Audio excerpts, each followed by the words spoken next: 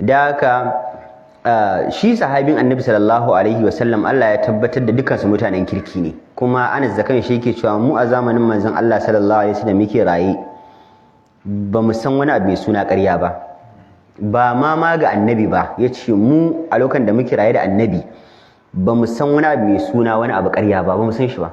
Dukka sahabbai yace dukka sahabbai ba mu san wani abu da ake cewa ƙarya ba, kuma sashi mu baya ƙaryata sashi saboda mun sani mutum ba zai yi ƙarya ba. To balatana kuma fara tunanin a ce sahabi yawa annabi ƙarya wani abu ne su a wajen su da ma kwakwalwarsu ba zai taɓa zuwa ba.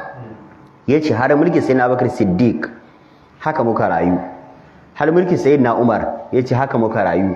Abin da ya fara kawo rikicin a farawa annabi ƙarya shine kashe sayyidina Uthman, dan har mulki sayyidina Umar ya mutu ma kes din babu.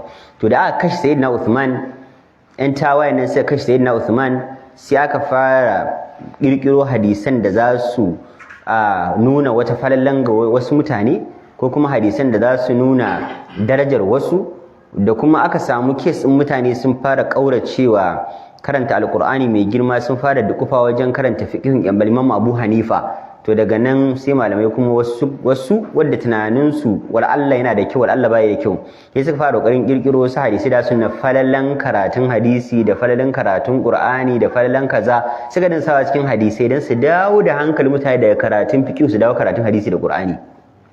Wasu kuma yake cewa mummunar bid'a su ce suke goya baya yasa suke wa Annabi sallallahu alaihi wasallam ƙarya. To mahallin shahid dai shine ƙarya ma Annabi sallallahu alaihi wasallam a zamanin sahabbai babu ita, gaskiya babu. Ballantana ka fara tunanin ƙarya ma Annabi wani abu ne da gaskiya sahabbai sun fi kowa sanin hadarin sa. Sai da manzo Allah ya ce man kadhaba alayya muta'ammidan falyatabawwa maq'adahu minan nar. Dukan wanda ya min ƙarya da gangan ya sani cewa ya tanadi mazauninsa a cikin wutar jahannama.